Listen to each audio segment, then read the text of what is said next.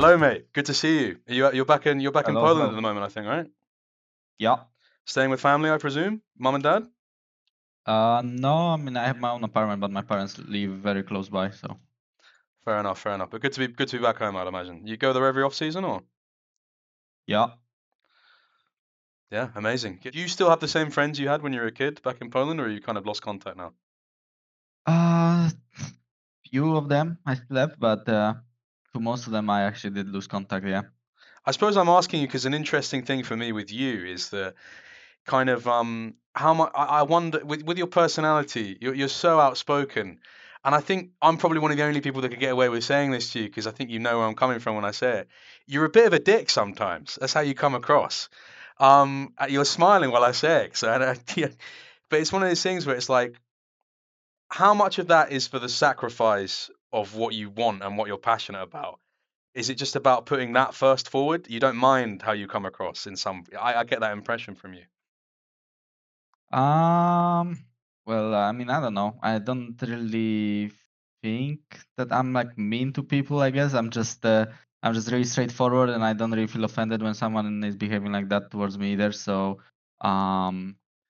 Yeah, I mean, I think maybe people have this type of, I guess, idea about me because you just compare myself to other pro players, and a lot Hmm. of them will just not really speak what they think. So, Is that do you think that's a you thing, or is that more of a, because I've met a lot of Polish people and that seems to be a thing that they share as well. Do you think that's something that Polish people share in common? yeah, definitely, a lot of Polish people have similar personalities to me. And that's where you got your come up, obviously, because I remember back when you were 15, you were playing like all of these LAN tournaments with people like Sheko Lad, people that came up in the scene. Talk to me about that, being like a 15-year-old. It was a couple years before you went on to go and play at places like I can't remember where you went to go play first. It was a little bit of time before you went to go to AGO Rogue. But I think Yeah, you even played in, was it Prime League or something at one point? Some sort of qualifying tournament? yeah, I did play for mouse sports for a little Mouse bit. Sports, that's the one. Yeah, but yeah, I mean, it was weird when I was 15 and going to a tournament to play on a LAN event. Like, I didn't really follow esports before I became a pro. Like, I started following esports, I think, when H2K with Jankos and Vander were doing the Worlds run. Before that, I didn't even like watch anything. So yeah, I didn't expect esports to actually be that big of a thing. And yeah, when I got to play on the LAN event, it was pretty crazy and pretty scary at first. That's interesting. And then obviously you went on to join AGA Rogue, and then that's how you kind of got your start there. You got fed into the TLEC team and stuff like that. Do you miss Europe in some capacity? I mean, it's quite a long time ago now. You're practically American by this point. Do I miss Europe? Yeah, I mean, I think if I miss Europe right now, if I go back to Europe, I would miss America. I think Grass is both of the greener. regions were fine. Yeah. It's hard to choose which one's better or like more fun, I guess. Which one I would miss more? I think yeah, it's hard to say. Both are really nice. Give us a kind of a picture, because I feel like this is an interesting thing to talk about in terms of players that go from Europe to NA. The question I've always wanted to kind of hear more about and kind of have you bit less abstractly break down is, what's the difference between your life when you're in Poland or when you were in Berlin compared to when you're in LA? Like, obviously, it seems like it should be obvious, but what's the different life that Kacper leads? What are the main differences? Um, Honestly, like why I was not really like it was not hard for me to move to LA is because it doesn't matter if I was in Berlin or not. Like if I was in Berlin, I'm still far away from home. Like I'm still That's not fair. going back home. So it doesn't really matter if I'm in LA or if I'm in Berlin. I'm still not going home for the whole duration of the season. So yeah, I think that just didn't really affect me as much. And comparing Berlin to LA, I don't know, honestly. Most of the day you still play League, but outside of it, I guess it's nicer to go outside, and the weather is better in LA. Like Berlin was a little bit depressing at some points, like especially in winter when very cold outside. You don't really wanna go out, and yeah, it's I feel just like for you typical as winter, well, LA, Berlin, I don't know where you're from in Poland, but like these are all places where you're quite likely to go outside and like see someone like with a bottle of beer in their hand and like quite drunk and potentially like assault you as well. So did that make you more comfortable as well? Uh, Not really. Don't care about that, Yeah, honestly. it's a completely troll question. To Yeah. speak about something a bit more serious, one of the titles that you kind of had bestowed upon you, you've been in that conversation for a while now, but I feel like this year was really the real year where everyone was kind of just saying it and giving it to you. Best Western player, or at least best Western jungler. Lots of people saying best Western player flat right. Is that something that you felt personally? How are you tied personally to that kind of title? Do you care about it? Do you like the title? Do you feel like it's deserved? Give me some of your opinions and feelings on it. I mean, honestly, I don't really care because I think people that give these opinions switch them really fast. Like you can have one good tournament on one good season or one bad season, and they will switch the whole narrative. When reality is, even when a player maybe looks bad or good, it's not always because he did something great or he did something bad, and that caused his performance look like that. I feel like. For me, I was always very confident in my own abilities ever since I started. I think before I joined LEC, I was a bit nervous and I thought that maybe I will not be able to keep up with the players. But after my first split, after I realized that players in the league are actually way worse than I expected them to be, yeah, I gained a lot of confidence. And ever since then, I felt very confident. Doesn't matter who I was going against. Yeah, I think only games against Caps when I was back in Europe felt like the game just started in disadvantage. I felt like he was just a player that yeah, was very hard to beat. And I think against any other team in my career in Europe or NA, it just felt like yeah, I felt very confident. I felt like I'm a better player than an enemy jungler. And is that something that you've kind of in terms of do you feel like there was where would you talk about these kind of substantive leaps in skill? Because you've obviously the way that you put it is that you've always thought you were kind of one of the best. Was there a time where you felt like you got a lot better, or is it just kind of been consistent, kind of a slow slope, or was there a big jump in skill at one point? I mean, I don't know if there was a like huge jump. I always look for stuff I can improve on. Like every game, I look through and I see what caused me to maybe lose some time in the game and what I could have done better to either help my team or get myself stronger in the game and have higher impact on the game. And I think the biggest jump, I guess, would be the first time I went to Worlds. I think playing the first international games obviously um, gives you the most like experience and the most knowledge because yeah, the first time I got to play against Asian players, I kind of realized that there's actually a complete different way to play the game that they do that no one really in Europe did before, and they actually play with a way bigger picture and way bigger plan. And ever since then, I realized that I think I started adapting my play around it. So yeah, I guess if I would have to like choose one moment, would be probably the first international. Yeah, and ever since then, you just try to perfect your game. It's interesting, isn't it? Because one of my favorite things that LS describes it as, which we'll get onto your relationship with him probably after this question, is one of the ways he describes it is certain players are able to kind of zoom out on the map. Some players play very zoomed in, but the more cerebral players are able to play a little more zoomed out, and I kind of feel like that's kind of what you're hinting at there when you talk about with the Asian players. They kind of played in a way that is like a different way of looking at the game. For the layman, for the regular person that maybe doesn't understand the game to the same extent to you, talk to me about what your mindset on the game was in more simple terms when you were in Europe, and how did your mind become expanded under the kind of psychedelic experience that is, experiencing Asian scrims and stuff like this. I mean, it just felt like they were playing more as a team. Like starting from the draft, I feel like players on Asian teams, they just like if the top laner is playing some champs that are supposed to not be played around because the draft win condition is in both side, they will play accordingly to that and not try to squeeze out the leads and not risk much. Like same for both side when we were playing against the Asian teams that were playing Ezreal Bard and were playing a lane to hold. Like it felt pretty hard to get lead against. Meanwhile, they were playing for top side. I guess that's an example of when we were playing against Sunning at First World, when Bean was their top laner and they had Huan Feng with Sword Art. They were really good at playing around top side and just felt like the whole team knew their identity and it was not like people trying to squeeze out too much out of the game. it seemed like everyone knew who is supposed to carry the game on their team, and they just all played towards that. And yeah, it just feels pretty similar playing against all of these teams right now. I think they all have a big picture in mind and a goal as a team, and they just follow that. I suppose there can be an element of frustration there because it's an interesting thing, isn't it? When you see that they're doing that and you get the concept, it must be this eureka moment, like you described, of like, oh wow, that is so obvious. That of course that's how you must play. Talk to me about the annoyance then in trying to convince teammates, or not convince necessarily, but it's that thing. There, you can see the 3D object, but they're still 2D. They're trying to see the 3D object, and the frustration must be in attempting to make them understand. How is that for you, and how has that been over your last couple of years? I mean, I think players tend to just focus a lot on themselves. They don't really wanna drop stuff that might look bad in a short term of the game, but it's actually beneficial for the whole team long term.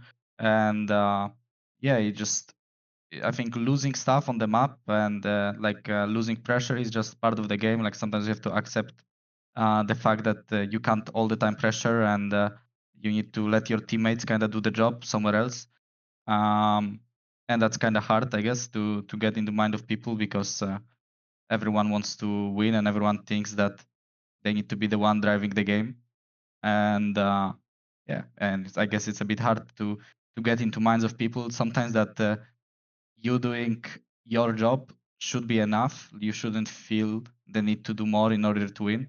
Because if everyone does their job, then you will just win. And if one person that is even doing good will try to do too much, it might cause more negative things in the game and in the team than actually beneficial one. And his intention was to win the game, right? Right? He was trying to do his best, but he just feels like he wants to do too much. And it happened to so many players in my career, and it even happened to me as well. You need to realize at some point that you are trying to do too much, and you just need to kind of chill out and yeah, just do your job. And I think that's like the biggest difference between Asian players and UNA players because yeah, I think they are just fine with doing their job and they are really good at doing their job. Really good mechanically, really good in laning, very patient. I think patience is the biggest difference between Asian players and Western players. I think they have so much patience in them, while Eastern players, when they EUNA players, when they get a lead, they really try to get a lot of it from it, and sometimes they just do too much. Yeah. It's a really interesting way that you frame that, and immediately, this is not anything to do with my prep, but the way that you frame that kind of recontextualizes a lot of conversations that have been had because there's this obsession. I mean, you saw it. It's always been a thing for as long as I've known, for as long as I've been involved in league and watched league. You see people comment on it. I think one of the ways it came out really this year is you saw Cadril started doing a lot of interviews post game on his stream. I think he did he did the run where I think he spoke to Chovy, he spoke to Tarbe, he spoke to Faker. And the big thing was it was the meme was like, oh, Tarbe says Europe needs to do this, and Faker says they need to do this. It was like, oh, you need better players, you need better coaches, you need to work more. There is this kind of obsession, and there always has been in the West, and I'm sure you're a victim of it in some ways because you're part of that newer wave in 2018, 2019 of, oh, if we just work as hard as them, the Asian teams, we're going to catch up. But what you're talking about there is almost the over exuberance of doing too much. It's not about how much hours you put in, it's about like we're fundamentally misunderstanding something. So the time is being wasted to some capacity. Would it be fair that's what you're saying? Yeah, I mean, I agree completely. I think there is a lot of time being wasted in UNA, and I think working as hard as them is obviously needed if you want to beat them. But you need to make your work actually useful. And I feel like yeah, a lot of It's teams are just not doing the stuff that they should be doing in order to improve. to use the analogy, it's almost like, well, it's all very well we're driving the same speed as them, but we're going in the other direction. So it's like we're not going on the same path. Yeah. But it's interesting to hear you talk about it like that because yeah, it's this kind of it's this very westernized thing of let's look like we're working hard rather than what you're talking about as a foundational level when we talk about identity and things like this. Day one foundational building blocks of teams. You think that a lot of Western teams, I don't want to put words in your mouth, but it sounds like what you're saying is a lot of Western teams or Western players are fundamentally failing the 101 and then the work after that, like fair play if you're working hard, but if you don't get those basics right, it can be very difficult to go anywhere efficiently. Yeah, I guess so. And yeah, I think you just need to, um, I guess, I don't know. As I said, I think you need to not do too much, and you need to have a good person behind every team that is gonna make sure that everyone does certain job in the game, and all of the, I guess, all of the things are covered. Like, yeah, everyone needs to have certain job to do, and they shouldn't be feeling like they need to do extra in order to win. And yeah, I guess. That's interesting. And then that brings me to kind of what I mentioned earlier, your relationship with LS. It's, you collaborate on a few tier lists. I know obviously you speak personally. He's in some ways involved with FlyQuest. Or was involved is involved with FlyQuest, but more as a content creator. But I know that he's helped out with. He's obviously going to give his opinion behind the scenes, and LS famously, if he has a relationship with a player, he's always going to be talking to you about, oh, I think this is good. I think this is good. Talk to me a little bit about that because he, I think, agrees with you in that capacity. In conversations I've had with him, the reason why I've used his analogy points is immediately I can see crosses there, things that cross over. How's your relationship with him? How did it start? How did you become friends? What about you do you think that put yourself on his radar? And yeah, just talk to me about your relationship with him. I mean, I don't know. We've been friends for a while. I don't know how exactly it started. I mean, he was always co-streaming the games, right? Then, I guess he noticed that I was doing some stuff that he was talking about on stream because, as I said, I was always looking to perfect my game, and I was trying to gain lead in any way. And whenever he was talking about stuff on stream that I found useful, I was just trying them out, and there was a lot of things like starting from builds. I remember the Moonstone when I was starting on champs like Lilia. That was very OP, and people didn't really use it, and he was the one talking about it, and I think I kind of popularized it, and ever since then I got like more in touch with him. So whenever he thinks something could be good, I get the information just faster, I guess, and I just try stuff out if it's gonna work for me, and if I will be good enough to use some of the stuff, then I will for sure try them and use them, and yeah, I guess that's how it started. That's interesting. And I wanted to ask you about some of these kind of these picks. I presume Tryndamere Jungle is something that he talked to you about or you discussed together. Yeah. What are some other things out there? Like, what are some other off-meta champions that you think maybe are a bit more viable than would be assumed that people aren't picking? I mean, in the jungle, honestly, I mean, the biggest one were probably the Tryndamere and Nunu. Like both of these, we already played. I don't think there was many other champs that we tried, but we didn't pick. Yeah, I don't really think there was much that I was practicing. That's fair enough. What about Tryndamere? Like, talk to me about the theory of Tryndamere because I feel like I've watched you play. I watched you get a pentakill on it, but like, what makes it good? Just I out feel of like personal he's interest. yeah, his weakness was like the early game clear health, I guess, but I feel like was not really a meta to invade jungler early game. I feel like he could always get through the early game for free. And I just felt like the moment he completed Kraken Slayer, he had really good tempo over the map. Like the fact that he has a blue pad, he basically has Ghost on all the time. And yeah, if the game is going good for him and something happens on the map that gives him a lead, I feel like he's just excellent jungle to snowball on. And I think in Fearless, when a lot of AD champs are out and you want an AD jungler, I think he's a strong pick. And the biggest, I mean, like not the biggest, but very big thing why he's good as well is because enemies have zero practice against it. So there was so many cases in the game where I was just showing up, even though I was not really strong. People would just give up because they just don't know what exactly my champ is doing. So I think there's this element of surprise, and if you understand your champ very well and the enemies don't, usually you will get away with more stuff. And For yeah, sure. it just felt pretty strong.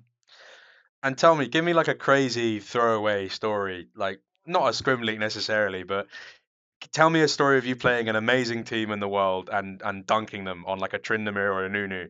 What have you played? Like what weird shit have you played? And like what would impress people to hear? I want to hear about you going 8-0 versus Owner or something on Tryndamere. Like, has anything like that happened? I mean, the most funny way would be last year at Worlds 2024 before Mm. quarterfinals. it was before the day that top esports played against someone in quarters.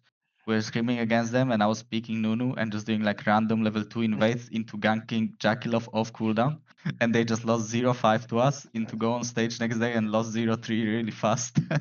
So like the day before that, we kind of knew they were gonna lose because they were just losing screams to spam ganking Nunu. For like it was just so funny. That is. Do you not feel bad about that, like at all? Like, No, I mean it was kind of funny. Jesus Christ, man, that is so fucking evil.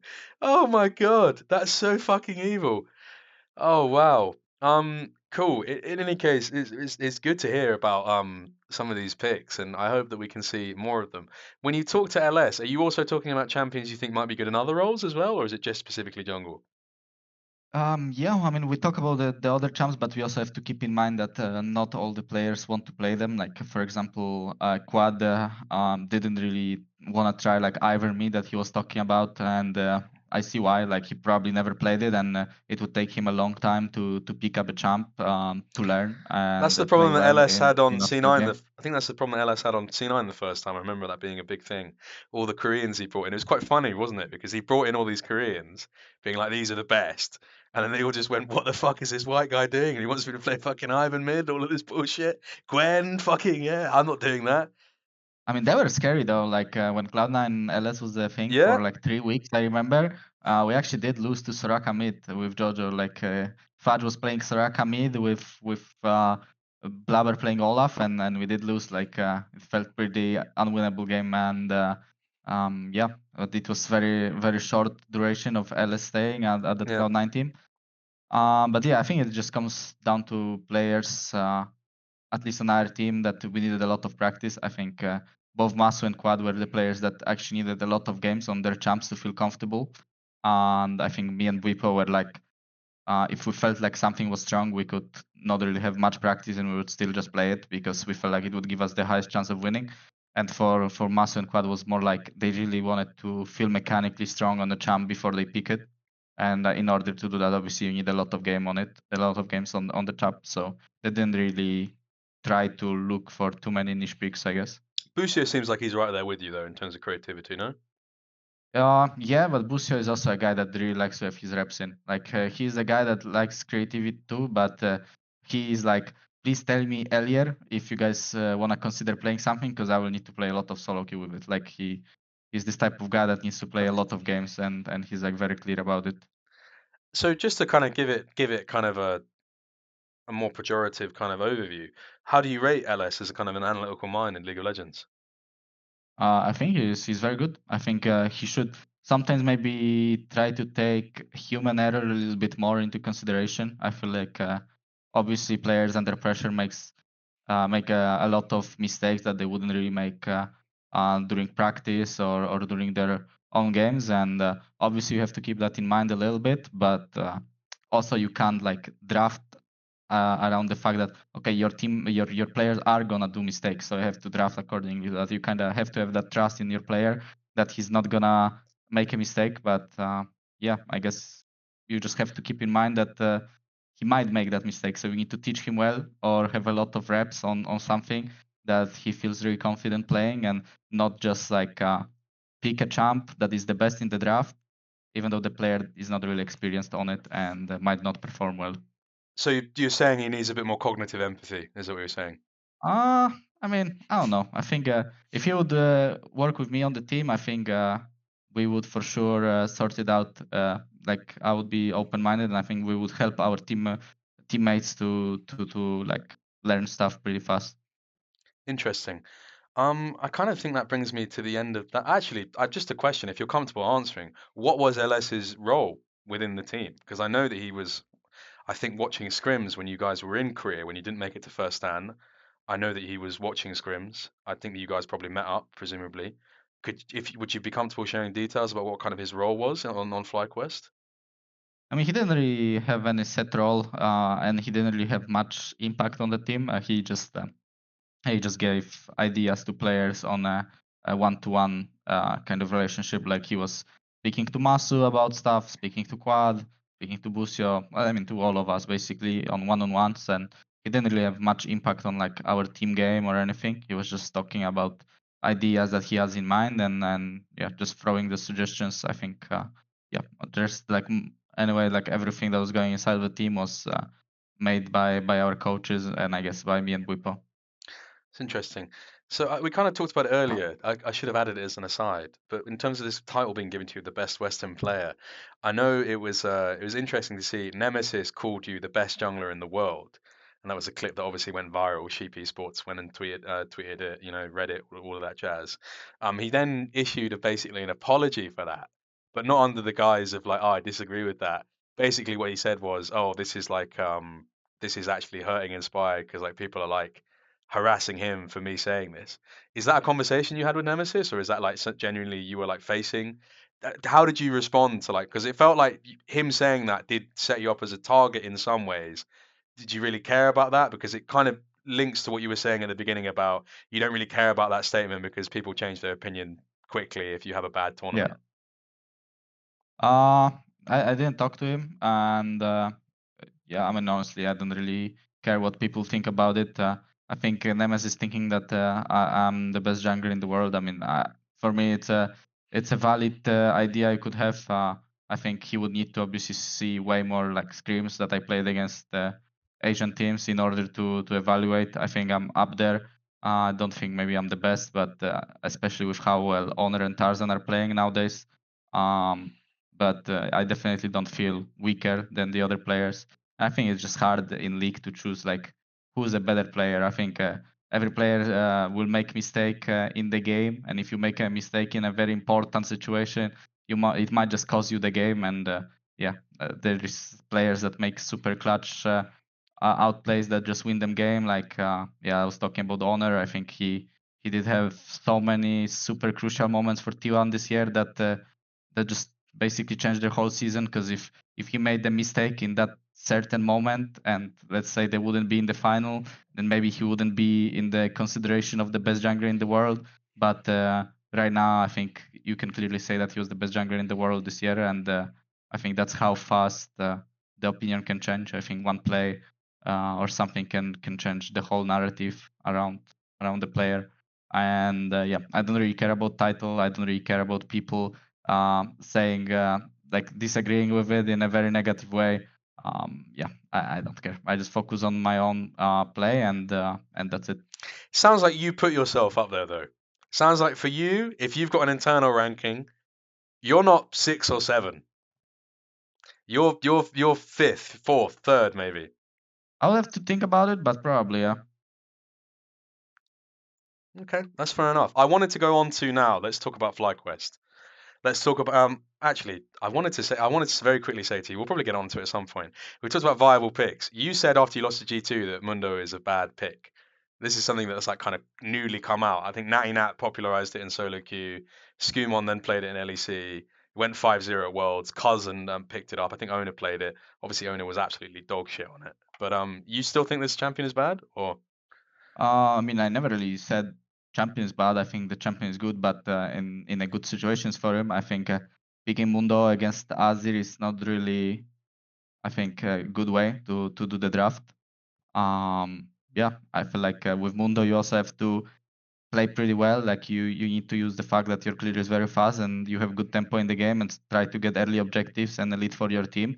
And hopefully you are playing against champions that have hard time dealing with Mundo. But I feel like that game when how the draft went and even how the Mundo ended up playing, like losing first Drake and grabs to Azir Sejuani, I feel like yeah, Mundo shouldn't be really strong in the game if he goes even for 15 minutes playing against our type of team comp. I think our 4-5 rotation against Mundo was not ideal, but I don't think that's I don't think is that they were in thinking terms about of it. because you get pissed off after games? Your interview with Dracos, I could tell you're pissed. You've done so many interviews where like you're pissed off after games. What annoys you the most? Because in the interview with Dracos, it seemed to me that you were annoyed about random stuff happening in the game. But is it like for me, what I would assume annoys you the most is losing to bad drafts. Like the way you talk about it there. When people pick things in spots that don't make sense and then you have to deal with afterwards, oh my god, poggers, the fucking Mundo went off. And then you're like, well, it Yeah. was shit to do that. Is that what annoys you the most, losing to Yes. shit drafts? I mean, it does annoy me a lot. Like, I think you worded it perfectly. And yeah, I mean, after the game, I was pretty mad because I felt like me and Bwipo were making such a big lead, and then Bwipo felt like he needs to do too much in order to win, and just had like a couple of very weird deaths, and I think that's what made me very tilted after the game because if you recall the game, like both me and him were in such a strong spot. I think he had like 1,000 gold lead on the Jax, and Jax playing against our team comp would also be absolutely useless. Like I don't know how you can play Jax being down gold to Renekton, Sejuani, Azir. I feel like any side you go to, you are losing. They have Mundo jungle that can't help you, and the game should be pretty much unwinnable. And he just gets caught like proxying between two towers when everyone out from us is going out of base, and it's just yeah, it just felt like I was talking to him after the game, and he said that he felt like he needs to do too much in order to win, and that's why this type of mistakes happen. That's interesting. That's an interesting insight. I want to remember that because we'll get back to that because it'll be interesting when we talk about 2025. But I want to take you back to FlyQuest 2024. I kind of already said to you in terms of my prep, I'm not too concerned about the not making it to first stand and even MSI to some extent in 2024 because I feel like really where the year ramped up because you guys kind of were domestically dominant in some capacity. You know, you obviously didn't make it to first stand, but you did make it to MSI. But 2024 is like this run where you're definitively the best team in the West. People have a lot of hope. You take GenG to 5 games. Talk to me about this tournament because not to be unfair to you, but you had it's a good job you went to 5 games against GenG because you qualified, but I think you played like who did you play? You beat Team Liquid to qualify in the final best of three when you could have Yeah, gone we beat against PSG PSG and then another like bad and team as well, I think. Gigabyte Marines. Yeah.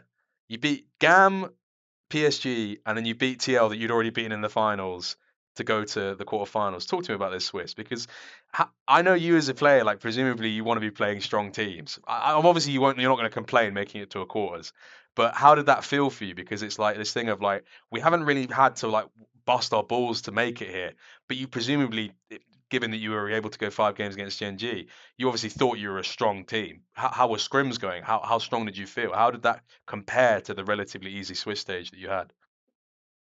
I mean, the scrims in 2024, I think were going better than this year. I mean, I don't remember how well. I think they were going fine. Like we were winning half of the games, let's say, against Asian teams, and most of our games against European or American teams. And yeah, I guess that's how the scrims are going. About Swiss stage, I don't really mind playing against worse teams. Obviously, I'm happy about it since the first 3 worlds I attended, I always faced Canyon, no matter on what team he was. I think he was 3 times on Damwon, and I think 3 times like second seed of China. So every time the group was pretty tough, and then we just lost. And that So fourth it time I was made it to karma. worlds, I got a pretty nice Swiss draw, and we made it out. So I was pretty happy about it. And this year, when we are doing wars and scrims, I was joking that maybe the gods of Swiss will save us and give us an easy draw, and that actually happened. We had the easy draw possible,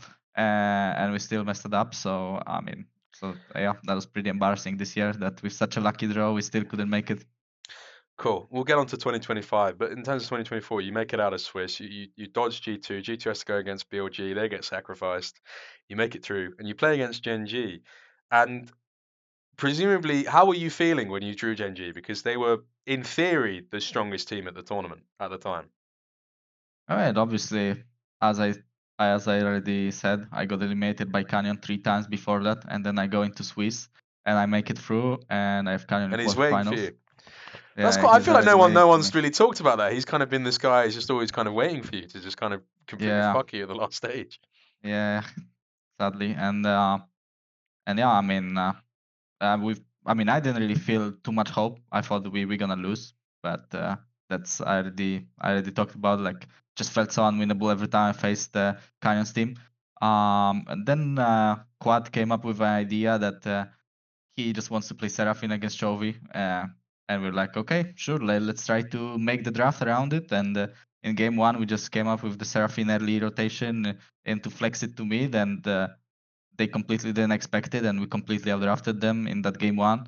And they also did respect us a lot during the early phase of the swap in that game. Like I remember Kian, even though he was not really in a threat of getting dove, he knew that his job was just to not die, and he over respected us and just like didn't catch much XP and just made sure he doesn't die.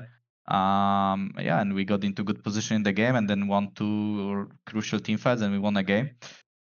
And after that, yeah, we moved on to some different drafts. I want to And stop I you don't there really remember. before we get Yeah. into the next games, because going into the series is this thing of like, not necessarily, I can't think of another word to describe it, but I don't mean fear, but it's like almost a kind of a respect for Canyon, and you talked about like you didn't think you were going to win the series.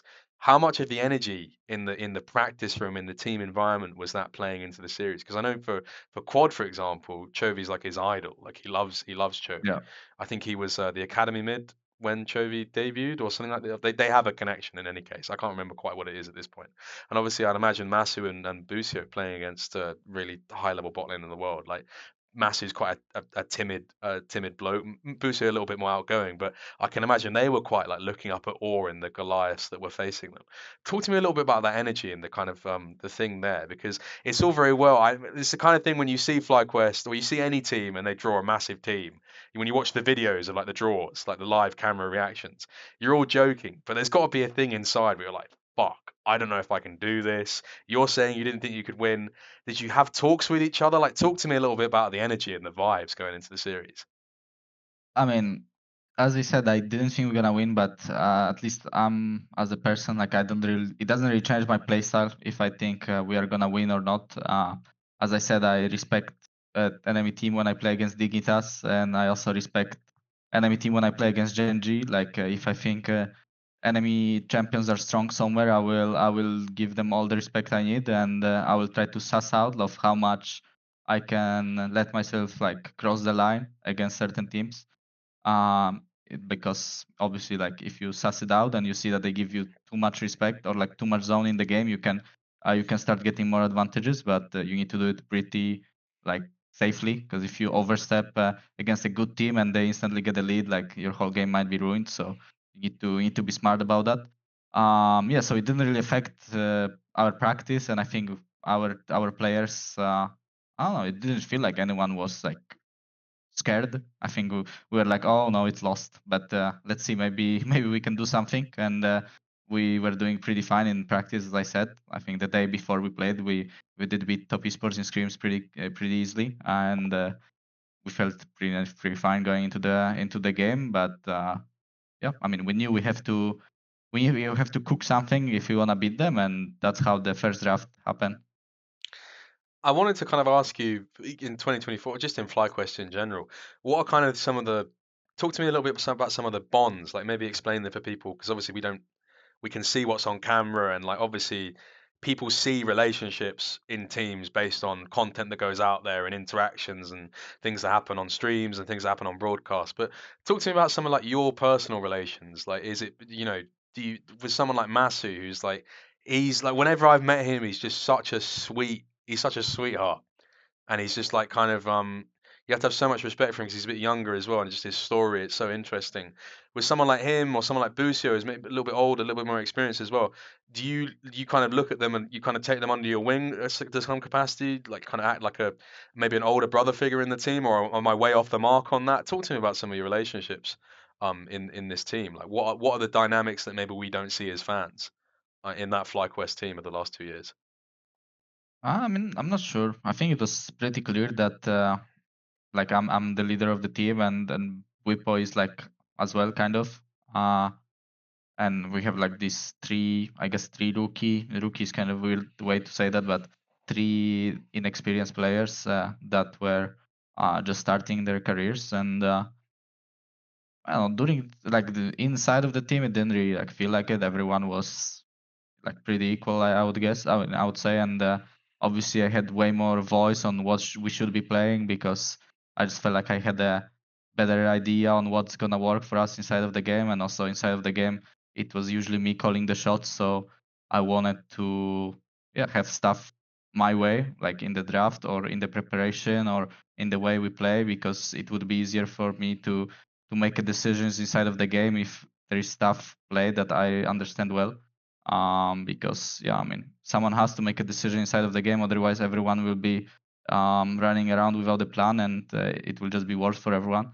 And I think Massu, Busio, or Quad, I think none of them really felt confident to like give the final say on anything. It felt like they were really good mechanical player, but they kind of needed someone to lead them in the direction. And I think by the end, like Busio was like way better of understanding what's going on. I think at the beginning you had to tell him more about what he should be doing in order to help his team win, but by the end it felt like he was just doing it automatically. And I think Quad had a lot of work to do with the coaching stuff. I think Nugdak did help him a lot in like how to progress the game when he's stronger.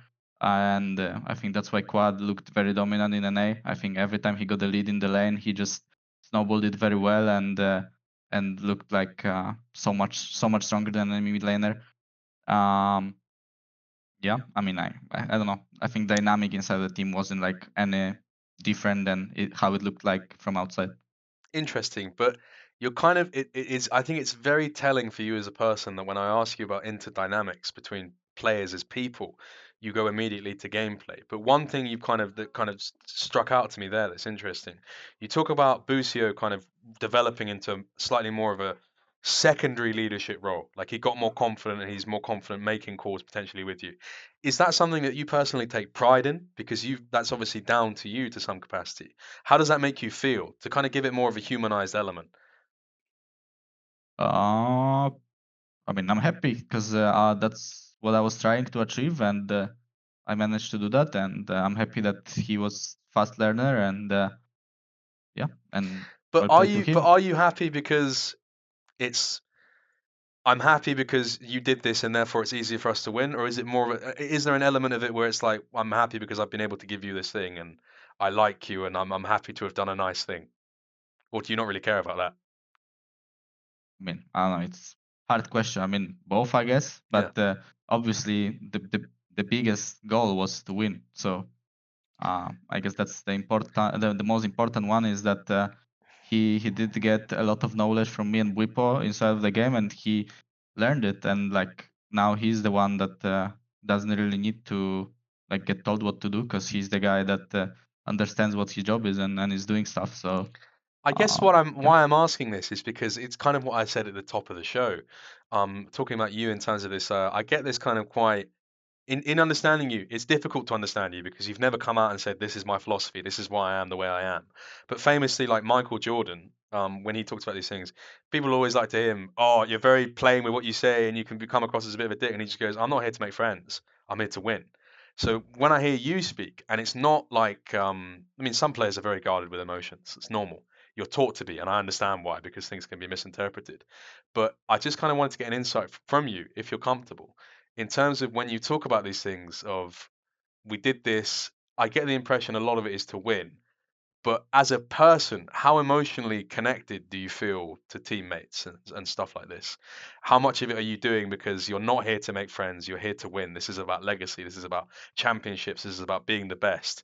How do those two things interact with it? Are you the cold Michael Jordan, or is there a bit more of a bit more of an emotional side to you that potentially people don't see? Uh, I'm for sure not like big on the emotional part. I think for sure Masu and Bustia were like very good friends outside of the game. Like they were spending so much time together. I wasn't really that big on it. I didn't really value it as you said. I always focused on the game and just made sure that that the game part is going well. Because I mean, at this point, I feel like if I would have a really strong connection with every single teammate I played with, like I would have to keep up with so many of my friends, I guess, on daily basis. I think I have few friends that I have a really good connection, like few ex players that I have a really good connections with. Who But are just out of interest? Who are those? yeah, Jojo, Impact, I guess players from back when I played in Poland. I think Vander as well is one of those friends that I have a really good connection with, because he was obviously like a teacher for me when I was starting. So yeah. And I wanted to ask, based on that, it's quite interesting because it seems like there was a shift then. Because if you were friends with people on EG, you're friends with people in Poland. When was the time when this became more of a business to you? Because I feel like that must be what happened. Is you go from this thing of like, well, everything changes so often. I've got to lock in and do my thing. This is work. This is this is future. This is legacy. When did it become more like work to you? Do you remember when that happened? Honestly, I don't know. I'm not really sure. I think, yeah, I don't really know. I think I just bond very well with those specific players Okay. that I mentioned, like out of the game, and it just felt like, yeah, our ideas on everything inside and outside of the game was very similar, and that's why we bonded very well. I feel like me comparing myself to like our trio, like Quad, Busio, and Massu, I feel like I'm way different person than them. They are very nice people that really hate to say anything negative towards each other. Like I already said it in some interviews. Like people would be surprised of how nice they are. Like sometimes I was just like a bit annoyed that they are just being so nice to me when I make a mistake. Like I just couldn't believe that I made something and they were like not even trying to be mean to me. Like I grieved something for them. Like if they would do it to me, I would like try to tell them like why did they do this? They should do this differently. And they would not even say a single thing to me. And that just that just I don't know. It was just felt weird at some moments to me. I was like, please guys, just flame me a bit. Like, well, how can I do this? Like, yeah. So maybe that's because we are just different people. Maybe that's why we didn't bond as well outside of the game. Yeah, it's interesting. Just not to put words in your mouth, but there's a thing when you talk about there, you're sort of saying that they don't like. I don't know. Somewhere in what you said there, I got the impression that potentially you like saying mean things to people. Like, Not really mean, but like keep each other accountable. Like yeah. we are here to win, and everyone needs to do their job well. And if someone is not doing something or like causing problems, like you need to say something. Like you can't just be okay with everything to not hurt anyone's feelings. Like that's I don't think that's a good recipe for success if everyone is gonna be like that. So Is it difficult being mean to Busio and Masu though? Because I feel like it must feel like kicking a puppy at I mean, some. it's not like I'm super mean. Like I'm No, just but like even pointing out the at that mistakes. point, But it must feel mean at any capacity. yeah, it does feel a bit weird, yeah, because they never like or like they very rarely try to I guess go against something. Like if I say something, they will be like very listening, like not really. Uh, I guess Masu was kind of the guy that liked to argue, but Masu liked to argue with the whole team. I think both my coaches, Miti and Nuke, and me, we had a lot of arguments with Masu that he eventually gave up on because he had so many pretty stupid ideas honestly inside of the game that there's a lot of laughs about, and What one of stupid them ideas? might be Okay. okay. The most stupid idea I have ever heard from him was when he was playing Jin and he was starting with boots, two potions and a pink ward. To put a pink ward in the middle brush because he said that this will change the matchup for him if he puts a pink ward for like for a brush or something. Uh, and I was like, yeah, I mean maybe you will get the push, but you're starting boots on Jin in the meta where Doran's blade is broken, and you're buying a pink ward on an ADC level 1. Like no one really bought into it, and it was just funny. And there was like few or like the other ones were probably not as funny as this one, but it was just pretty funny when I started spamming in his pink ward level 1 when he's running out of base as an ADC. Like yeah, I just never seen that before. Yeah, fair enough. And how did you finally get through to him? Is it kind of like did you manage to convince him, or was it more like oh Oh we we no, he we just said wore that him if he down? thinks no, he said if it's gonna be good again, then he will do it again. Luckily for us, he never did it, so But what I'm made happy it it was never good again. what do you mean what made it bad though? Uh, buying Pinkware and ADC level 1. I think that's No, I pretty mean, bad. but like Playing with that implies that he thought it was good and then it became bad, and then he's hoping it becomes good again. What is he? Oh What is no, he? yeah, that's what I don't know. Like I don't know how it became bad suddenly. Apparently it was good and it's still good, but it's just not an option anymore. Like right now it's not that good. No, nothing changed, but his opinion changed right now. So that's why So, it's pretty funny. but if it sounds like so, he did agree. It wasn't like you just bullied him into not doing it anymore. It was like, oh no, it's not good anymore. But if it is good No, soon, then like I'll do it. yes, exactly. Like he didn't agree that it's not good, but he stopped doing it. So Okay. um, What other kind of stuff? I want to hear more about this. Maybe the stories aren't as funny, but like, what other kind of? Can you remember any other delusions that Massu has? Oh, I think not buying any mana items on Ziggs, like we are talking about it, like you should buy like a mana crystal and the amplifying tome and have a potion on Ziggs, and he decided to buy two amplifying tomes with no mana and no potions. And yeah, and then I think he was also not going cookies when cookies were giving mana on Ziggs and not buying mana, and we're like, okay, so we lost this team fight because our Ziggs was out of mana. So Ziggs, anything in your defense? And he said it's good, but So so yeah, why that, does he why does he hate mana so much?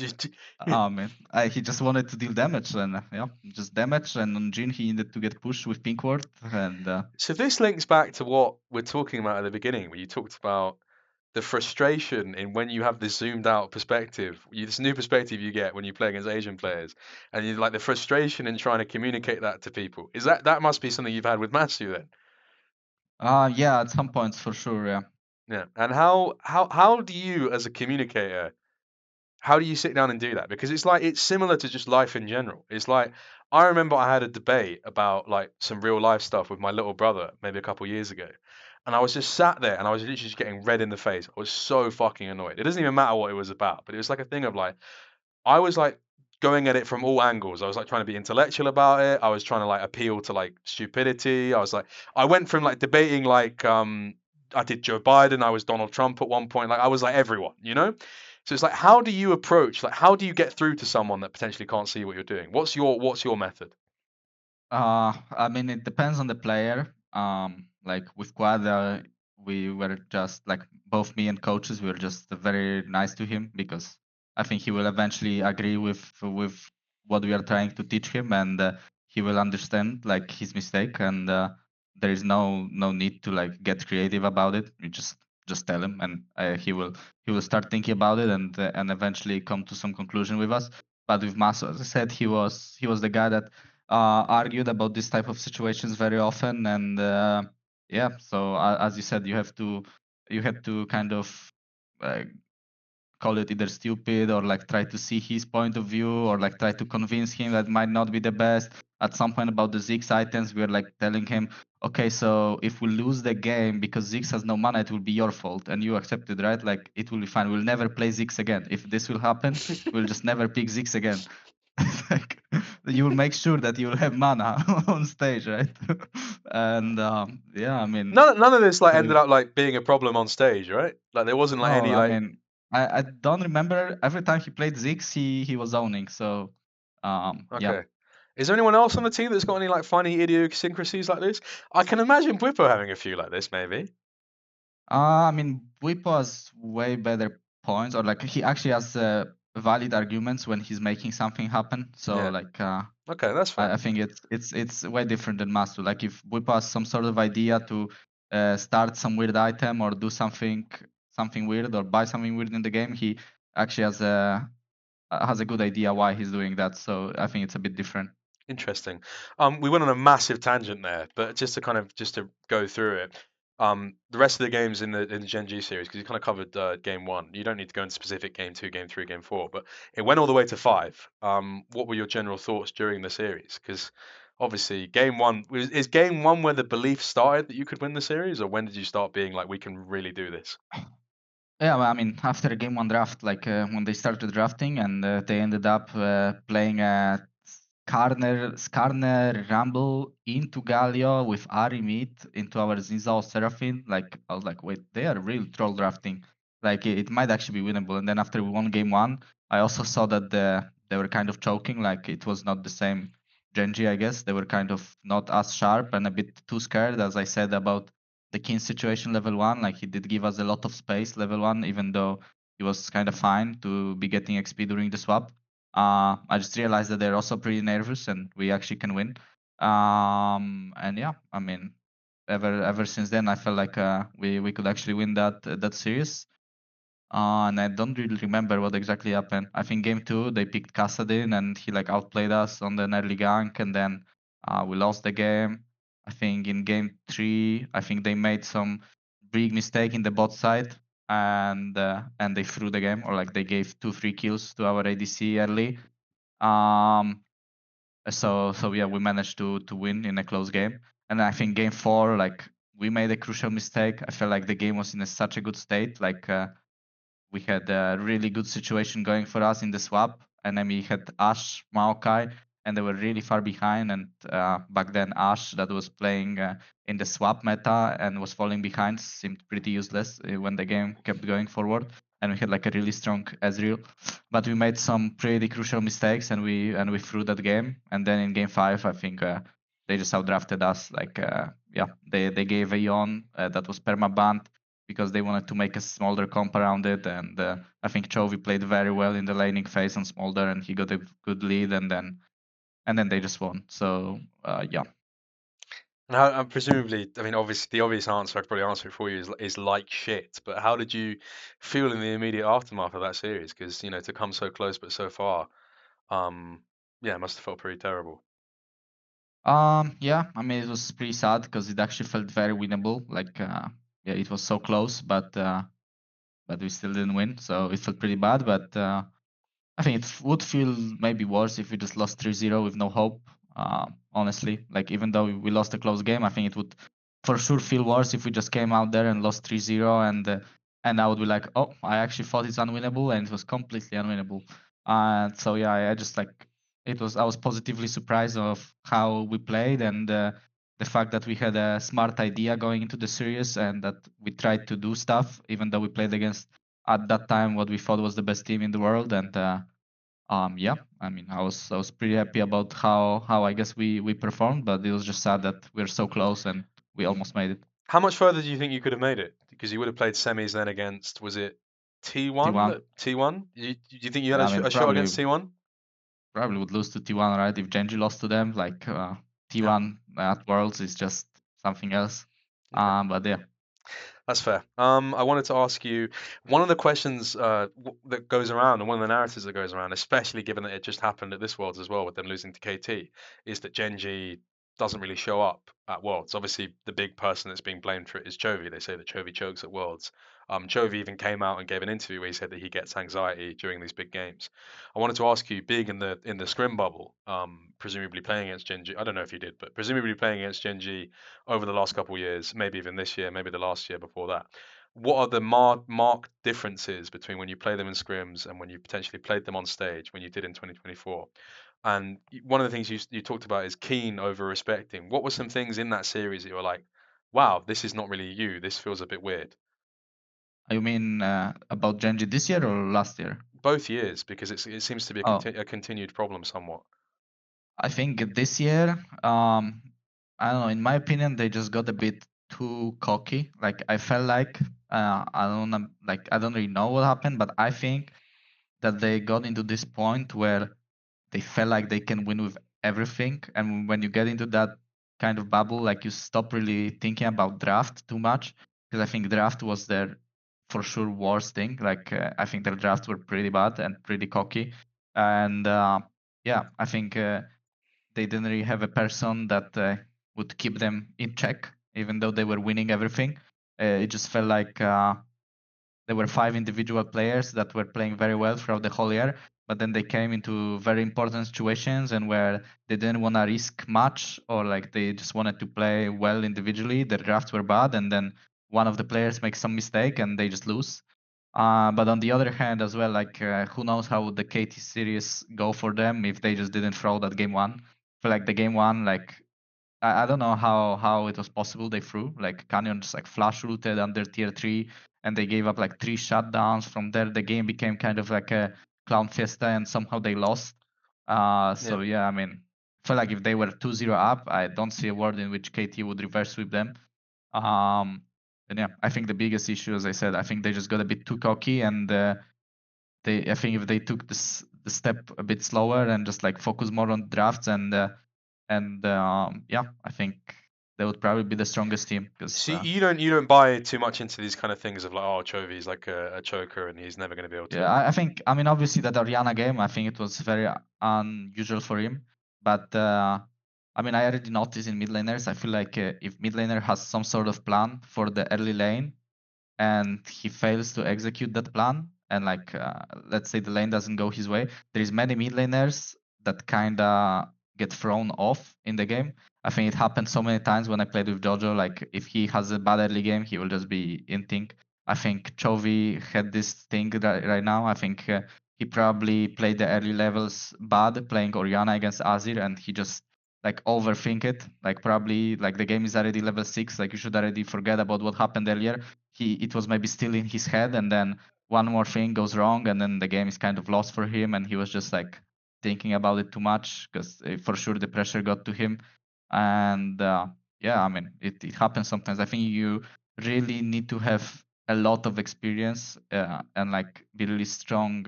You have to have very strong mind in order to not overthink your mistakes. If you make something that for you might be stupid mistake, to just forget about it and keep going. I feel like Faker is just the best player when it comes to that. I feel like he for sure made some silly mistakes in lanes and stuff, and he is still able to just refocus so well on the game. And yeah, I think he's a crazy player. Like I think that's the biggest difference between him and Chovy. I think that mistakes don't really throw Faker like out of his rhythm. I think he's able to instantly refocus after he makes mistake. And I think Chovy, at least in that series, that's how it looks like. If he made a mistake, it just felt like he kind of over thought about it, and he couldn't really play back to his level. That's interesting. I think that kind of brings us to the end of 2024 for FlyQuest and brings us into 2025. At least up until Worlds, I mean, MSI is a pretty good tournament for you guys. But unfortunately, at the end of the year is when we talk about kind of the difference in vibes and stuff like that. Something I want to get into. But I guess at least first, let's talk about domestically relatively dominant. But I think both me and you agree there's not much interest that can be garnered from talking about how you played in NA. It just kind of seemed like a foregone conclusion. How much? I mean, I guess that's a question I could ask you. How much effort did you feel like you guys had to put? I'd imagine after 2024, going 5 games against GenG, you guys are just looking at we need to think about how we're going to play at internationals. NA should be like a foregone conclusion.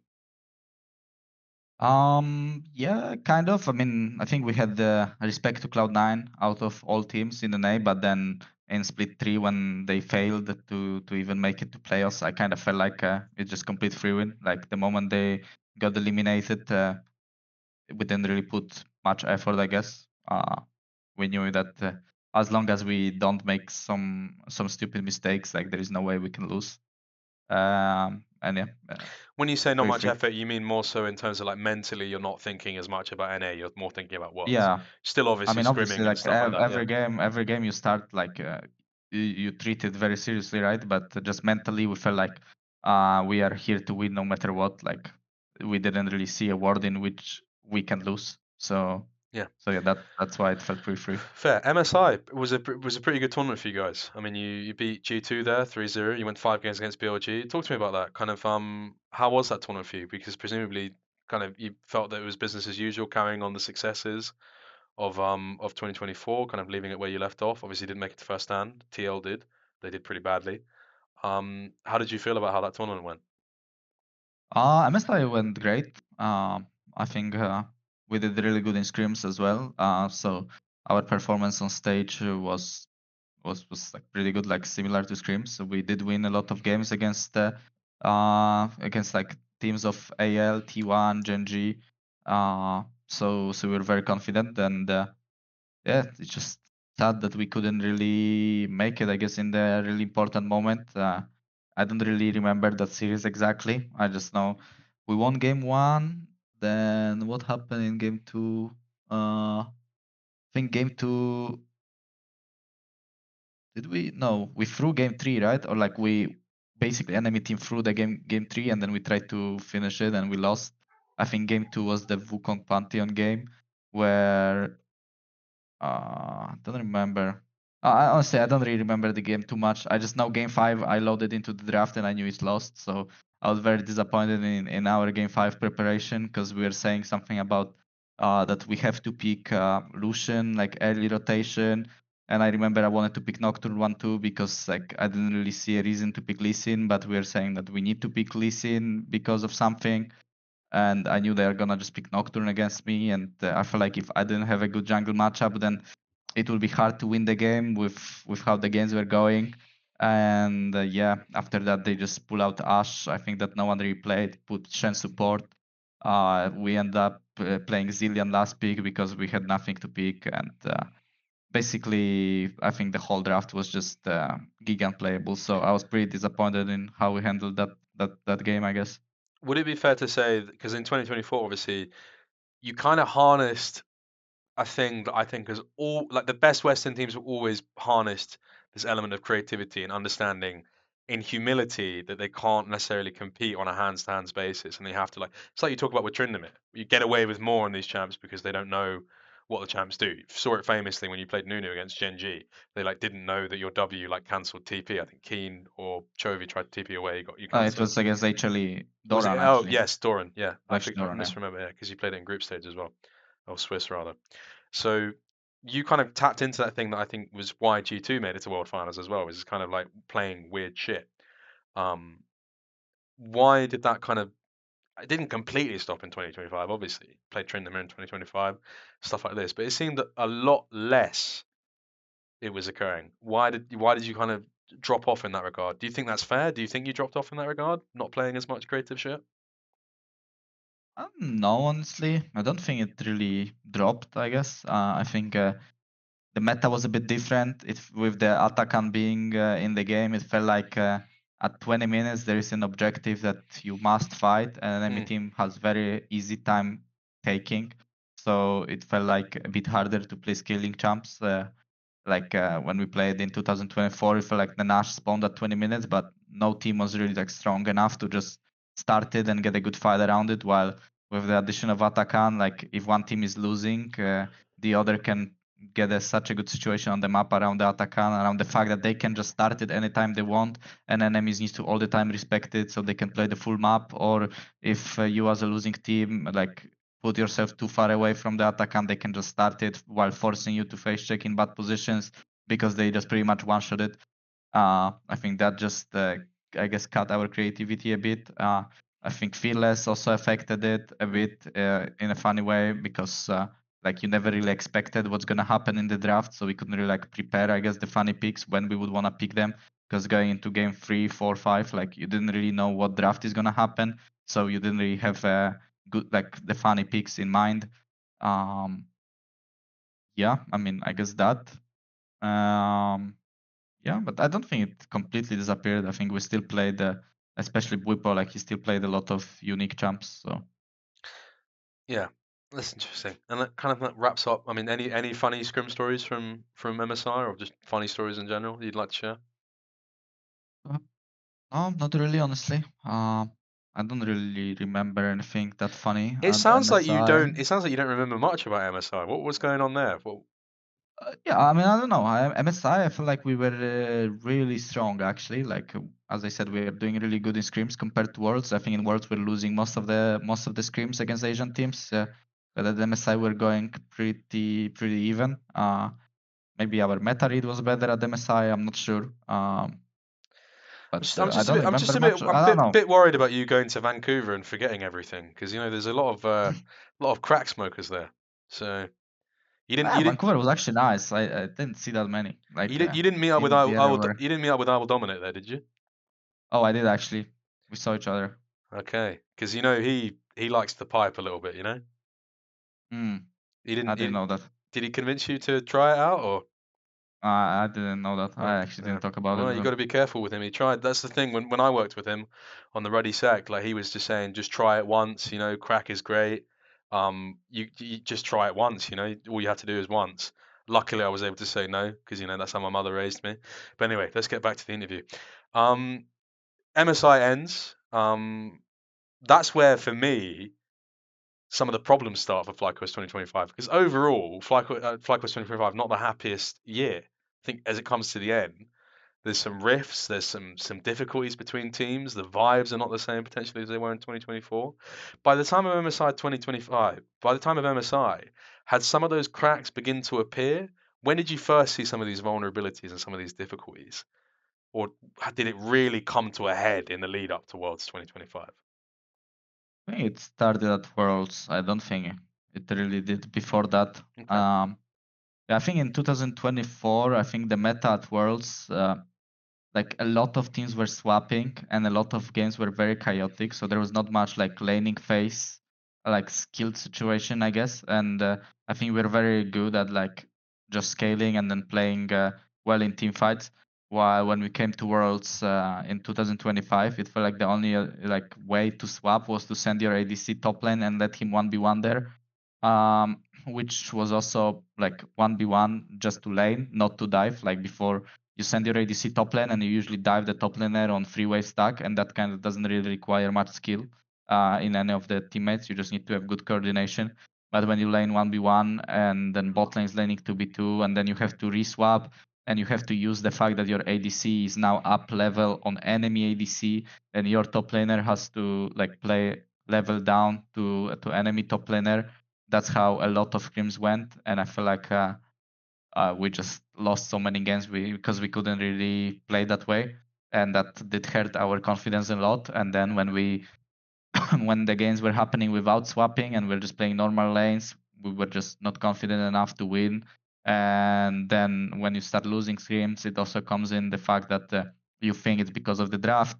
So you start thinking about the draft too much and you end up just overthinking stuff and picking champions that you lost to, and not because they are good, but just because you couldn't really beat them. So you think they're good and stuff like that. So feel like once you start losing scrims and you don't really have a good, I guess, I don't know, good outside view to like not let people overthink everything, it just starts like spiraling, and you just don't really know if you're losing because you are a worse player, if you are losing because you are drafting bad, or you're losing because of something. So I think we were kind of the victims of that.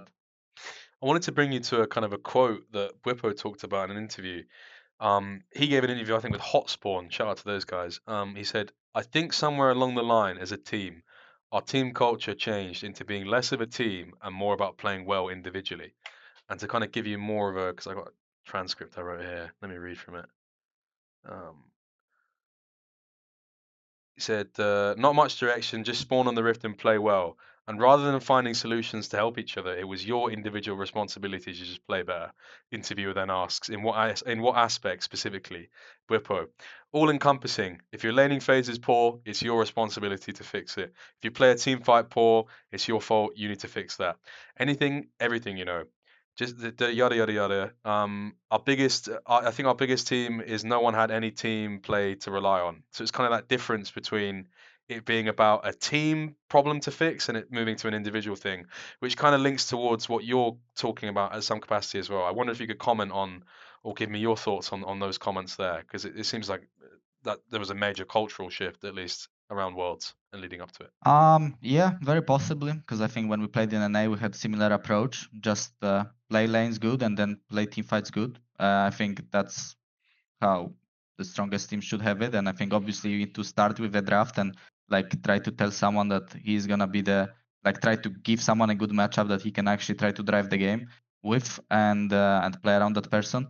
And I think in NA it was like Bwipo was weak siding. He was still winning his lane because he was just better than enemy player. Our bot lane could do whatever they want. They could make mistakes and they would still win their lane because they were just better. And then when you come into international, as I think Bwipo said, it might feel for him that way that like just play better, but reality is actually just play better. I think when you come into international play, like you can't afford to make many mistakes if you want to win. And I don't think there is a magical way to help each other, I guess, and like fix stuff. I think everyone needs to be responsible for their own actions. I think Bwipo has that type of like thinking. I think because he always throws back to his fanatic days where he says that they were a really strong team because they were helping each other. But I think it was a very long time ago. So to me, I think the game changed a lot since then because he still talks about it, but it was actually 7 years ago. Was it 2018 or 2019? I don't remember when Fnatic was in the finals. I think it was 2018. 17. So I think back No, no, then, 18. Yeah, 18. It's the year yeah, before, 19. I think back then you were. It was way easier to actually, I guess, help each other more in order to still play because I think the level was just a bit lower. I think right now, I think you need to focus a lot on your laning phase and on your whole approach as a team. Like, who do you wanna play towards if you wanna win? Um, but yeah, I mean, I agree with him. I think a lot of our reviews were about how we should just play the laning phase better for the first 3 levels because yeah, we would just like blow our summoners or like be in the position where we shouldn't be, and then the bot lane that was supposed to be playing weak side is getting dove, or we were supposed to help bot lane and we are not able to help them anymore, or like enemy bot lane is not really vulnerable while they are diving our top lane there, and then we are just thinking like, is it because we are playing lane too bad, or did we just draft a bad matchup for top lane that he has to play as well against enemy jungler, and in a bad matchup, same side for the bot side. Like, yeah, as I said, I think once you start losing, you start overthinking a lot of stuff, and I think that's why he has this idea, and I kind of agree with him. I think that's how it felt. I want to go more in depth on this just after this, but I kind of wanted to reveal an anecdote that I know about you, which links to this, and I kind of wanted to ask you about because I think it will provide an interesting insight into this. So I know that like this is a problem that you've had throughout your career, is getting somewhat annoyed at laners in regards to, well, I'm pushing the limits on what I can do. The lanes are what are falling behind just naturally due to like natural imbalances and like the lanes are not as strong as some of the Eastern players, so then we're naturally falling behind it. You guys need to get stronger at this. So I know, for example, that one of the things you did when you were a bit younger is you had an annoyance of this with a teammate, and you've played accounts, secret accounts, up to high challenger on solo lanes and stuff like this, almost in a way of being like, well, I can do it, and I'm decent at lane, and I can learn lane and stuff like this. Um, Talk to me about that, and then talk to me about that kind of mentality. Where do you think that people fall into deficits? Why can't Western laners keep up? Is it because the competition is so much lower in solo queue environment? I don't really. I mean, I never really did that, or like guess play secret accounts or nothing like that. Like, if Did you anything, I not? just did. No, I only, if anything, I only play on like account to learn the champs, I guess, mid lane and top lane to like know the limits of the champ more. So when I play against it or I play with it, I can have a better idea on what I should expect to happen or how much they can basically do. I never really like do something to prove that I can do it better than my teammate because I really can't. Like, it's That's not fair. Bad info easy then. My to. fault. Yeah, it's if I would be good enough to play mid lane, I would role swap a long time ago. That's fair. Um, I think it's hard to just role swap during your career to a different role and get to the same high level as long as you are not role swapping into support. I think if you role swap into support, you can get good in a year. I think other roles take more time. But yeah, so I never do it for a purpose to like show someone that yeah, I can do it better than, because as I said, I can't. I didn't And necessarily mean better, but also more from a thing of like just to add an alternative perspective. um I don't know. I mean, I think it's just for my own improvement. I think if I want Okay. to help someone, I usually just look at the laning phases and just ask them questions about like why they didn't want to trade on this timer, or why did they want to recall on this timer instead of this, or why did they not recall on this wave when they had good opportunity because it would sync up with the jungle more. I think that way, if you give them a lot of questions, I think they have to start thinking about answers, and if they think about answers, they obviously will start thinking more about what they're doing, because Do you it's think you kind know more of. about lane than a lot of laners?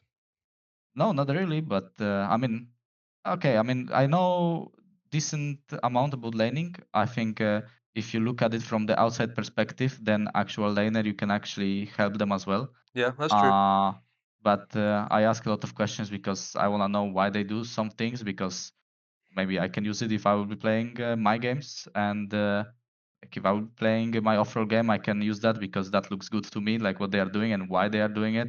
Because like someone doing something, or like you see that someone does something, and then actually knowing why they did that is a big difference. So I try to make sure that every decision my teammates take, like they actually think about it, because there is a lot of times where you kind of don't think about the decision and you just do it, and I don't really like that. I like when players have purpose in the game, like they actually do something because they want to achieve some goal in the game. Like it can be just a tempo recall, it can be a good trade, it can be I don't know, saving your mana. That's why you are not trading because there is a crab spawning and stuff like that. Like I just like when people are thinking about what they're doing, and I think asking questions is just forcing them naturally to think more. It's called the Socratic method. Did you know that? No, I didn't. You can use that one next year if you want to sound smart. Thank Going you. back to no worries. Going back to what we were talking about earlier in terms of this, one of the things I wanted to get to the bottom of is you talked about actually in response to what Bwipo was saying, you agree with him, but actually the individual accountability is important. And it sounds like what you're saying is, well, guys, we fucking suck at lane. What else is there to talk about? Would that be fair to say? That's obviously a more rude way of the way you're putting it, but I mean, it did happen often in scrims, so that's why I was trying to like not overthink a lot of stuff because in my mind, some matchups that were actually fine to play and would work fine on stage were just losing in scrims, and that just caused us to think, no, that matchup is bad. No, this champion is bad.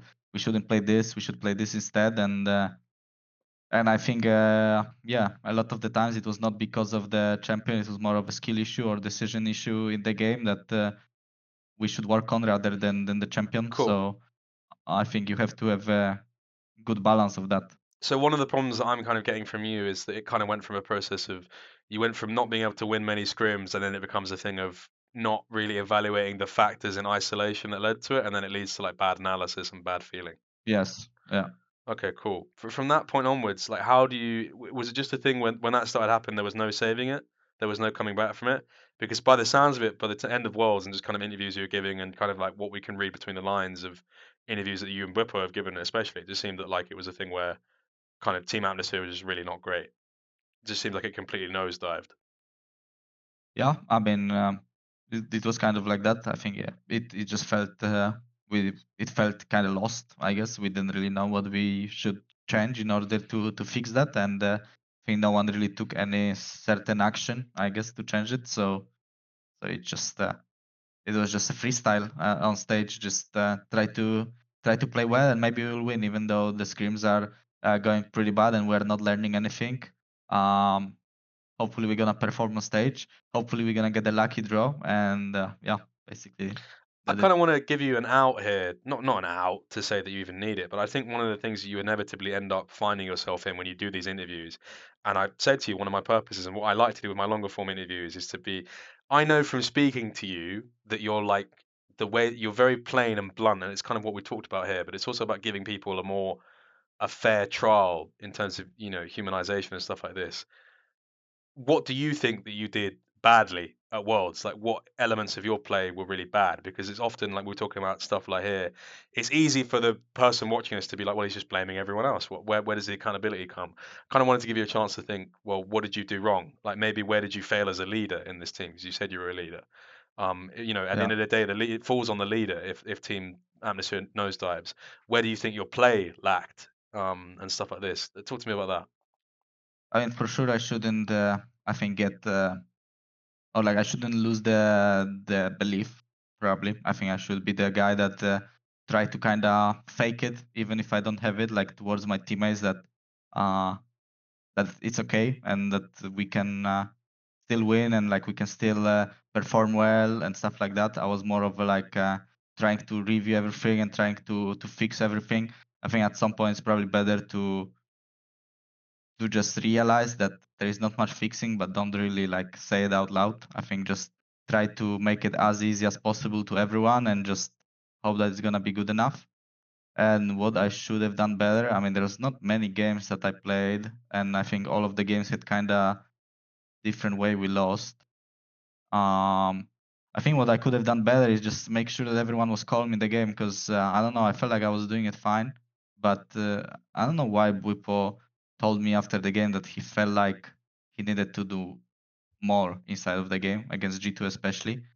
Like I was feeling in game very confident that we're in a good spot, and he told me in the game that he didn't feel like it, and that just made me think like, did I not do good enough job of just making sure that everyone knows the game is going fine for us and we are in a good spot. Um, and in the game stuff, let me think. I think CFO series, I think I did really well on Vi. I think I don't know what else I could have done. I think this Kiana game against CFO, I think maybe I could have played a bit different mechanically on the first situation on the ground, but that's like also a minor mistake. I don't really know what I could have changed there. I think maybe I should have gave more confidence to our teammates in our T1 game in the early game, but it also, I don't know, felt hard. Uh, I'm not sure playing that draft on like the game overall. It was not that many games in Worlds that I could review, because what we played 2, 5, like 7 games. 7 games, yeah. Yeah, out of 7 games, there was not that many things that I can think of. Who else did we lose to? We lost to CFO, T1, and G2, right? We didn't Yeah, lose other games. yeah. And you Okay, beat then I Team mean, Secret Worlds and Vivo Kid Stars.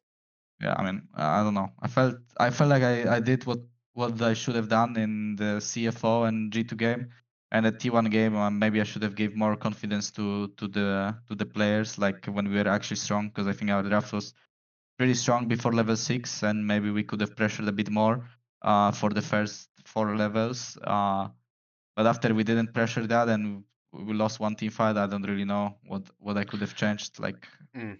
it's pretty tough. I wanted to ask because presumably when you look at the construction of this roster, you look at players, you kind of to go back to the LS thing of like players who are zoomed out. I think you and Bwipo are both similarly. You think about the game cerebrally. We talked about that earlier in regards to if he has a wacky idea, you respect it because it has intention, it has thought process behind it. That seems to me to be a strength that you guys share in common and a reason for you ideologically to be on the same page, at least in 2024. It sounds like in 2024 there was a rift there in that regard, and I'm getting that from the fact that you keep going back to kind of talking about him feeling like he needed to do more, and you guys being out of sync, out of tempo on this idea of doing too much. Where did this rift come from? Because it seems like you guys were on the same page, but then presumably on different chapters at this Worlds. Where did that I start? How did it think happen? I think it came from Bwipo losing trust to us, I guess, as teammates. I think Bwipo was the person that was actually performing really well in all the scrims that I was talking about. Like I think he was actually performing way better than top laners on enemy team, like all the Asian teams that we played in scrims. Like he was playing really well, and yeah, no matter what he did, we would still lose the game because mid lane was slowly falling behind, bot lane was falling behind.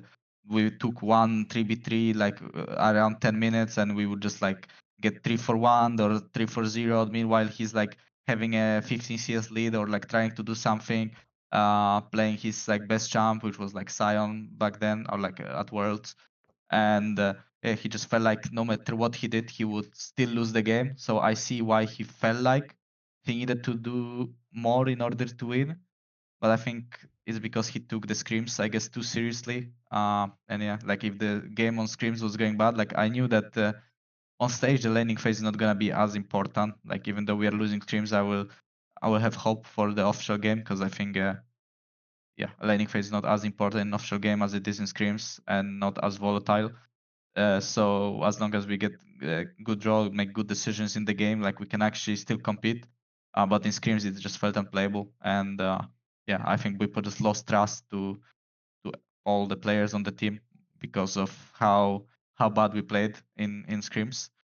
And yeah, I mean, you can't really fully blame it on him, because I think we obviously could have played better, and then that he wouldn't lose the trust, but also losing the trust because we're making some mistakes during scrims that were not really like, I guess, decisions were not really bad. I think we're just down gold and would still try to take a fight, and we just obviously lose it, and that's just what is supposed to happen if you take a fight down gold against a good team. Um, so yeah, I mean, I guess he overthought or like overthink about all of this stuff, and he just felt like he needs to be the guy driving the whole game, otherwise we will not win. And that kind of, I guess, hit us like badly because he ended up throwing his big leads that we had in few games we played. I wanted to ask you a question, and potentially it's something you might not want to get into, in which case we can move on completely. But I want, I'm not really interested in the Bwipo drama that unfolded. That doesn't interest me in talking about it. But I wanted to ask you, in terms of bad environment in regards to scrims leading up to it, it kind of all of those events seemed like massive dominoes being set. It was the C9 dinner post into into all of this kind of stuff. Do you think this was which way around is the relationship? Was it these factors influencing a bad team environment, or was it a bad team environment influencing those factors or those chain events? I don't think these things had much in common. I think if anything, like all the dramas that happened around Bwipo, I think it just made him way more nervous. I think Mm, about like everything around him. I assume about his future and about yeah, overall about everything around him. I think he just became more stressed. I don't think it really affected us much. I think yeah, I think the other players. I wouldn't say that all of it's like something outside of the game caused our issues in okay, game. Yeah. that's interesting.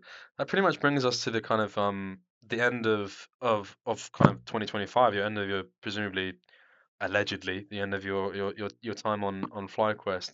How do you kind of look back if you were to give kind of a closing statement on it over those 2 years? Because you obviously in some capacity achieved great things. The peak, the apex of that, probably the 5 games against GenG. But I'd imagine there's also an element of you that feels like so much more could have been done. How do you reflect on it? I mean, it was for sure a very good time, like playing on FlyQuest. I think starting from every person working at the organization, the whole organization was really good. Like basically anything we could have asked for, it was done. I think we all were matching good, like as people, like we didn't really have any issues, so we were fast on improving. But as you said, I think it felt pretty disappointing that we always were close, but we never really won anything very important. Like we only farmed an A, but that doesn't really matter, and that was kind of expected, I guess. Um, so yeah, I mean, was a great time, but it I think it will never feel like super happy because we could have done better. That's fair. And I wanted to kind of give you an opportunity before we move on to kind of our last topic of the show. If you could share one either from anywhere from ranging from a funny memory, a happy memory, a cute memory, a memorable memory about each of your teammates, starting from Bwipo and going down. Oof. I mean, that's tough question to just think about it right now. I mean, Massu will for sure the thing about the pink word. Like I will never forget it in my life. Like that was the funniest thing I've ever heard. Then when I press tab and I see my Jin running out of base with a pink word, like it was so funny. Hmm. Because I was asking him like, but can't you just like take sweeper then? Like your support can just take sweeper? And he's like, no, like pink word something. You don't have to hit the word something blah blah. Like that was so funny. Um, about quad, I mean, the funniest was probably when we drew GenG and he comes into the room and says, "Guys, I will play Seraphine." Like the first thing he says, that was pretty funny. Did you get the Like impression from that he'd been thinking about that for a long time? Like he'd been dreaming about playing against GenG? I don't know honestly. I don't know. Like we drew GenG, I was like, "Oh no, it's lost." And then he says, "Guys, I'll play Seraphine," and that was pretty funny. Um, Bwipo and Busio, like what would be? It doesn't have to be funny. It can be like a sweet memory, like a nice memory with them. Kind of wanted to give you a chance to reflect on your time with them. I don't know. Hard to think about something specific.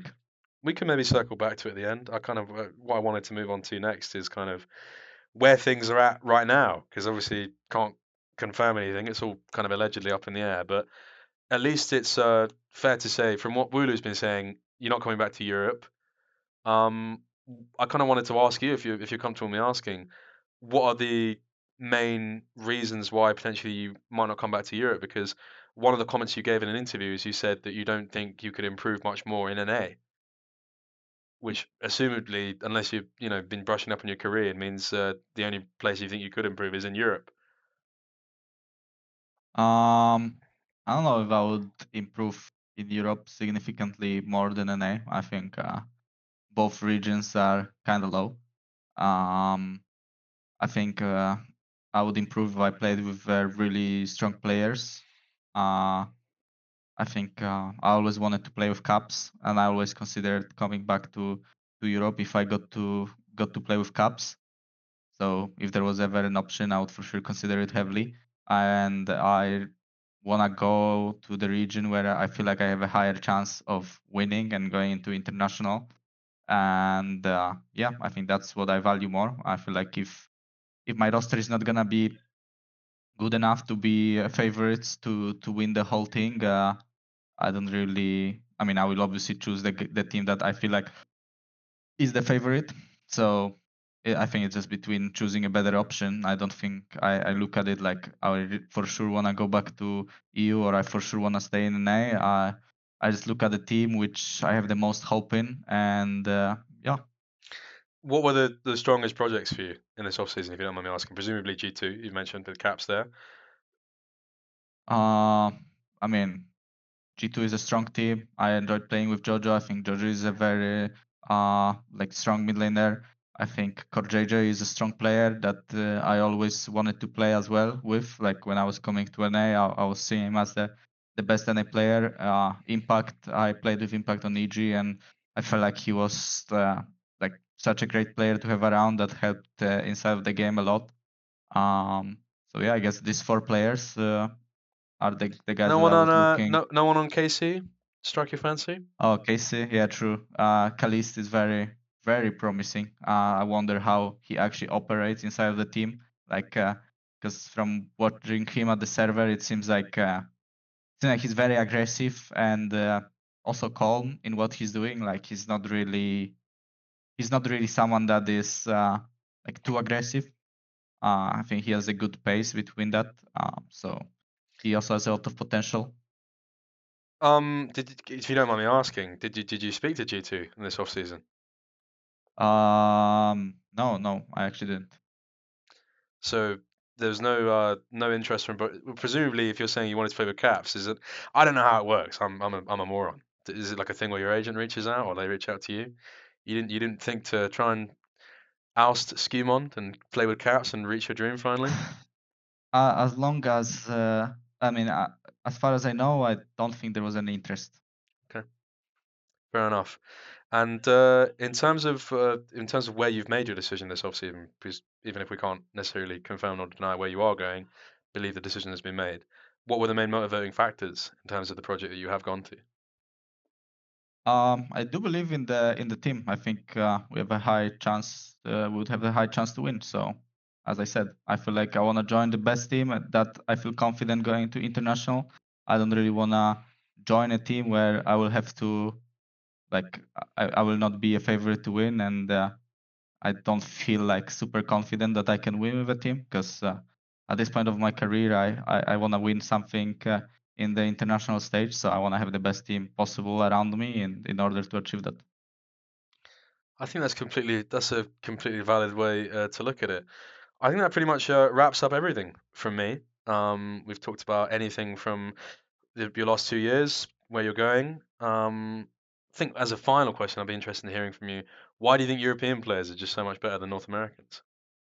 Like, what is it that I we mean, I have, think like, innately to I us? think Like, it's on average. I think on average, American players are so much worse than European players. I think there is few American players that have a lot of talent and a lot of potential, but on average, they're so much worse. Why is that? I think for sure there is less players playing. I do think that you also meet pro players probably way more often when you play in EU server. If you actually get to Challenger, like I remember when I was 15 and I got to Challenger for the first time, like I was meeting pro player like every second game basically. While in NA it will never happen. Like maybe you'll get one pro player. If you get like to top 20 of Challenger, you'll meet like one pro player every third game. But the rest of the players is just so bad that like the whole level of the game is like not gonna help you improve much. So I think just environment that is happening in EU is just way more professional and like way better for new players to actually try getting into like elite level of gameplay. I think in NA is just impossible. Would you ever consider joining Fnatic? Were they ever an option for you? I mean, Fnatic is a good org, but I don't know if they have a strong roster coming. I'm not sure. Fair enough. I was out drinking with their CEO last night, so good guy. Buys his Nice, round. He pays for the pints, you know. He's a good guy. Fnatic, nice. Fnatic credit card. What do you think about Kalist and Busio? Do you think it's going to go well for him? Because you spoke Yeah, about I think Kalist quite so. highly just then. I think it will go well. I think Khalid seems like a guy that is more talkative inside of the lane. I think big mistake, or like not big mistake, big issue of our bot lane was that both Mas and Busio, as I said, they were really good friends out of the game. Like they were spending so much time together. But when they came into the game, like they didn't speak to each other at all. They were like almost on mute laning, and I just didn't really like get it. To me, like if you play dual lane in bot lane, you can plan so much things around your lane, around your base timing, around your trades, around everything, around level up timings. I feel like they could give more direction to each other, and it would make both of them play better.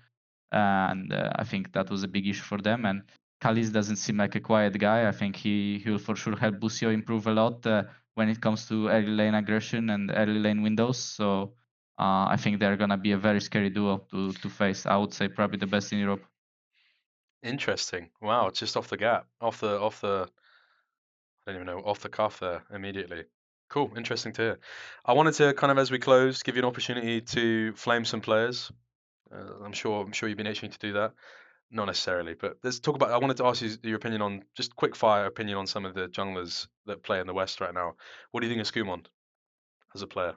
I think he is just a bit too scared sometimes. I think he understands his role well, but I think sometimes he over respects the enemies and just gives a bit too much freedom.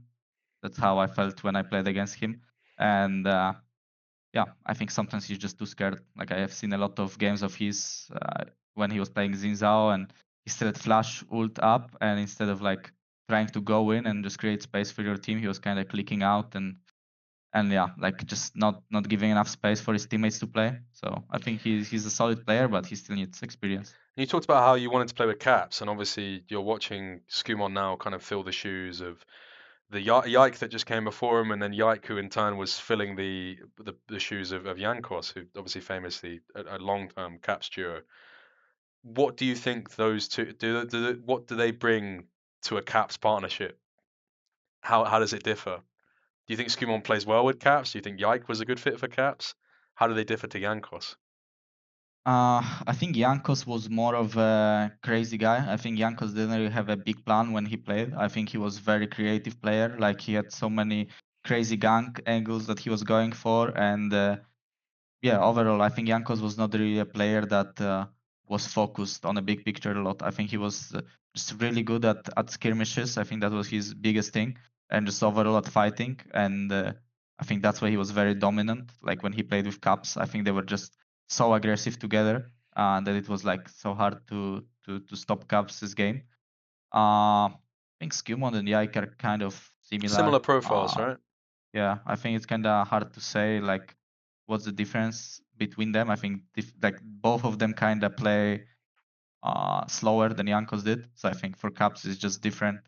Uh, like bigger difference between Skewmon and Yike comparing to Jankos. I think Skewmon and Yike is kind of similar. I don't really know how much put they have input inside of the game, but from what I heard is Yike was talking less, I guess, when he was on G2 compared to what Skewmon does. Skimon apparently is more of a shot caller. I don't really know much, I guess, insights, but that's all I heard. And yeah, I mean, I don't really know. Would it be fair to say, because I think to a layman or someone that maybe doesn't see the bigger picture sometimes, probably some people at least would consider Yike and Skumon to sit in at least the same matrix of a profile as you. This kind of idea of relatively high econ junglers, kind of what you were known for before. I think that has somewhat shifted.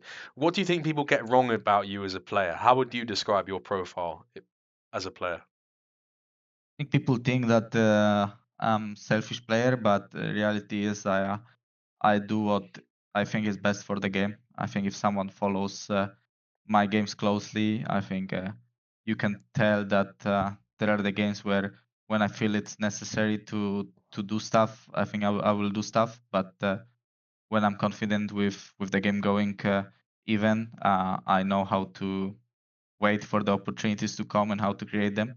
So I think people think that I might be selfish, but I don't really think that's the case. I think I just don't wanna flip the game for no reason. I think I just try to play the most consistent way, and if I feel like something needs to happen because the consistent way will not work in that case, then I will for sure try to get creative.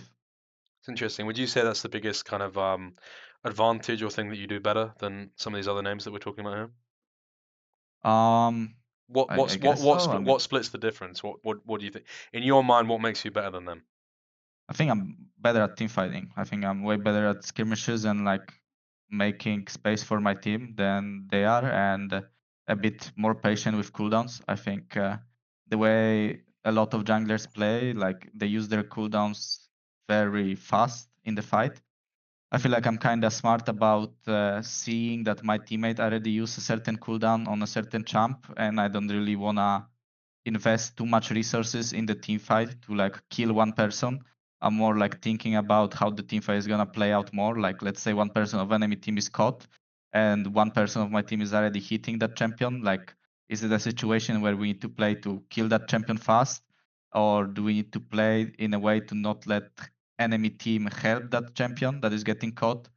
And yeah, I think I'm just good at holding the zone and holding my spells and just looking how the fight is evaluating. While a lot of players will just like see someone getting caught and they will just try to help his team just kill that one champion or like yeah something like that. It's So I interesting. think I'm just yeah Sorry, go on. Were you going to say something as well? Or?